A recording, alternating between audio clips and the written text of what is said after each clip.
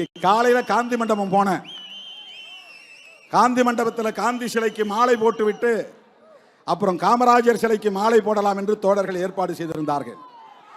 காந்தி மண்டபத்துக்கு போகும்போது போலீஸ் வந்து என்கிட்ட சொன்னாங்க, சார் கவர்னர் வராரு, கவர்னர் வந்து மாலை போட்ட பிறகுதான் மற்றவங்க எல்லாம் போடணும். இப்ப நான் போய் போட முடியாதா? சாரி சார், போட முடியாது. ஏன்? கவர்னர் வந்து போறது 10:30 மணி ஆயிரும். எனக்கு இங்க உளுந்தூர்பேட்டை வரணும். அங்கிருந்து 4 மணி நேரம், மற்றவங்களுக்கெல்லாம் 4 மணி நேரம், எனக்கு 6 மணி நேரம் ஆகும். நம்ம தோழர்கள் அங்கங்க மறிப்பாங்க. ஒவ்வொரு டோல்கேட்லயும் அங்க ஆள் நிற்கும், வழியில நின்று மறிப்பாங்க, நேரம் ஆயிரும். 4 மணிக்கெல்லாம் நம்ம வந்து மேடைக்கு போகணும். அதனால காந்தி சிலைக்கு வாங்கின மாலையும் எடுத்துக்கிட்டு போய் காமராஜர் மண்டபத்திலே எல்லா மாலையும் மொத்தமா வச்சுட்டு அவருக்கு வீர வணக்கம் செலுத்திட்டு வந்துட்டோம். ஆனால் ஊடகங்களில் என்ன எழுதுகிறார்கள்? மேனாள் ஆளுநர் அக்கா தமிழிசை காந்தியை அவமதித்து விட்டார். அப்புறம் காந்தி மது ஒழிப்புக்கு போராடியவர், அவருக்கு இவர் மரியாதை செய்யல, மது ஒழிப்பு மாநாடு நடத்துறாரு, அவருடைய கொள்கைக்கே அது எதிராக இருக்குமோ அப்படின்னு சொல்றாரு. அவங்க என்ன சொல்ல வராங்கன்னா, திருமாவளவன் தினந்தோறும் பாட்டில் திறக்கக்கூடிய ஆள் அப்படின்னு சொல்றாங்க. அக்கா தமிழிசை அவர்களே, நீங்கள் குடிக்க மாட்டீர்கள் என்று நான் நம்புகிறேன். உங்களுக்கு குடிப்பழக்கம் இருக்காது என்று நான் நம்புகிறேன். உங்களை போல்தான் நானும், எனக்கு அந்த பழக்கம் இல்லை. நான் தடய அறிவியல் துறையிலே ஒரு அறிவியல் உதவியாளராக, ஒரு இளநிலை விஞ்ஞானி என்கிற பொறுப்பிலே பணியாற்றினேன். அப்ப ஒவ்வொரு 3 மாசத்துக்கும் ஒரு டிவிஷன் மாத்துவாங்க. அதுல ஒரு டிவிஷன் புரகிவிஷன் மதுவிலக்குத்துறை. மதுவிலக்குத்துறையில் என்னன்னா, போலீஸ் பிடிச்சிட்டு வரான் பாருங்க கள்ளச்சாராயம், திருட்டுத்தனமா ஊரல் காய்ச்சறான்னு பாருங்க அந்த ஊரல். அப்புறம் மது ஆலைகள் உற்பத்தி பண்றாங்கல்ல, பீர், விஸ்கி, பிராண்டி, அதெல்லாம் பாட்டிலா முதல்ல அங்கதான் வரும், எங்க கிட்ட தான் வரும். நாங்க பிப்பெட் வச்சு உறிஞ்சி அதை குடுவையில போட்டு அதை ஆய்வு பண்ணி அதுல எவ்வளவு ஆல்கஹால் இருக்கு அப்படின்னு கண்டுபிடிச்சு சர்டிபிகேட் கொடுக்கிற இடத்துல நான் வேலை செஞ்சேன். சர்டிபிகேட் கொடுத்தேன், நான் கையெழுத்து போடணும். பீர்ல 4% இருந்து 5% தான் ஆல்கஹால் இருக்கணும். ஆல்கஹால் தான் போதை தரக்கூடிய ஒன்று. பிராண்டி விஸ்கிலாம் 35% மேல இருக்கும். 100 மில்லி எடுத்துக்கிட்டா 35% ஆல்கஹால் இருக்கும். 35 மில்லி, 40 மில்லி. பிராந்தியில 40க்கு மேல. அதெல்லாம் ராவா குடிக்க முடியாது, பீர் அப்படியே ஊத்திக்கலாம். பிராந்தி விஸ்கில ஏதாவது கலந்து சோடா கலந்து தான் குடிக்கணும், இல்லைன்னா தண்ணி ஊற்றி தான் குடிக்கணும். ஏன்னா அவ்வளவு கான்சென்ட்ரேட்டட் ஆல்கஹால் இருக்கும், அடர் ஆல்கஹால் இருக்கும். அதில் அது குடலை அப்படியே புண்ணாக்கிரும் அந்த ஆல்கஹால். ஒவ்வொரு நாளும் அதை எடுத்து அதை பிப்பெட் வச்சு உறிஞ்சிடும். விரும்புனா நம்ம உறிஞ்சி குடிக்கலாம், அது யாருக்கும் தெரியாது. டேஸ்ட் பண்ணலாம், யாருக்கும் தெரியாது. ஒரு ஓரத்தில் தான் உட்கார்ந்து வேலை செய்வோம். பிப்பெட் வச்சு உறிஞ்சிடும் தினந்தோறும் பாட்டில். நாங்கள் டெஸ்ட் பண்ணி சர்டிஃபிகேட் கொடுத்த பிறகுதான் அவன் வந்து லேபிள் ஒட்டி மார்க்கெட்டுக்கு வரும். அந்த வேலை செய்தவனா. அப்ப கூட தப்பித்தவறி என் நாவில் ஒரு சொட்டு மது கூட பட்டதில்லை. அயல் நாடுகளுக்கு பயணம் சென்றால் பிளைட்ல போய் ஏறி உட்கார்ந்தவன்னு விமான பணிப்பெண்கள் வந்து, சார் என்ன வேணும் சார்? ஒயின் வேணுமா, ரெட் ஒயின் வேணுமா, வேற என்ன ஒயின் வேணும் ஃபர்ஸ்ட் தான் கேட்பாங்க.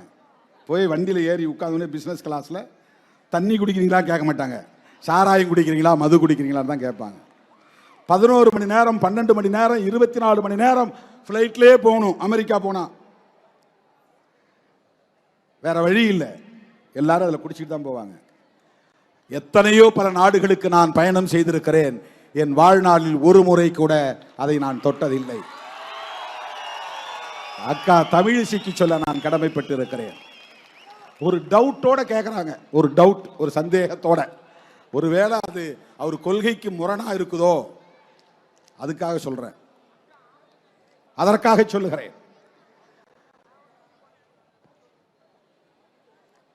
காந்தியடிகளின் சிலையில் மாலை போடக்கூடாது என்று தடுத்தது காவல்துறை. ஆளுநர் வந்த பிறகுதான் மாலையிட வேண்டும் என்று சொன்னது காவல்துறை. எங்களுக்கு காந்தியோட நிறைய விமர்சனங்கள் உண்டு, அது வேறு.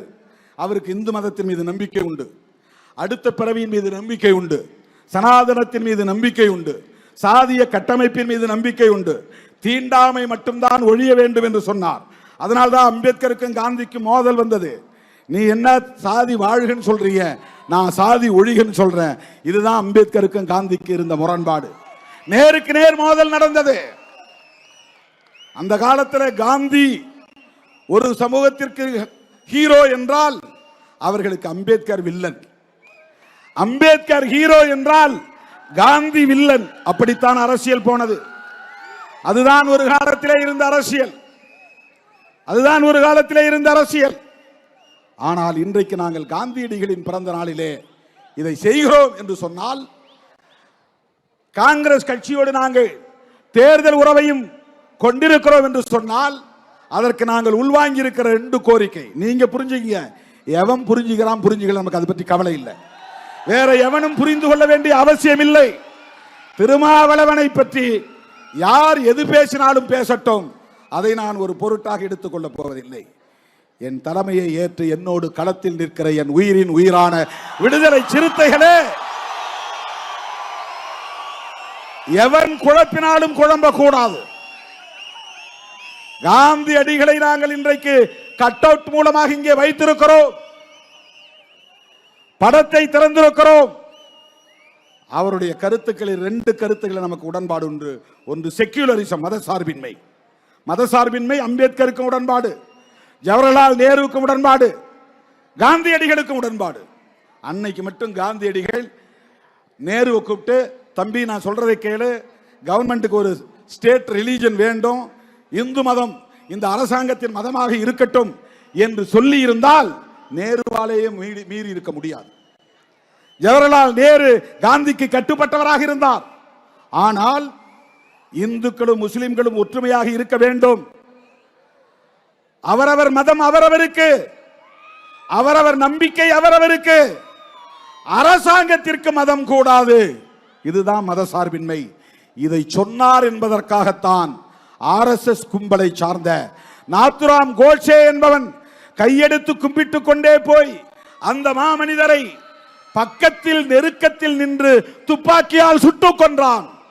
பாதகம் செய்பவரை கண்டால் நாம் பயங்கொள்ளலாகாது பாப்பா, மோதி மிதித்து விடு பாப்பா, அவர் முகத்தில் உமிழ்ந்து விடு பாப்பா. அண்மை செய்திகளை உடனுக்குடன் தெரிந்து கொள்ள இணைந்திருங்கள் இயம்நாடு தொலைக்காட்சியுடன்.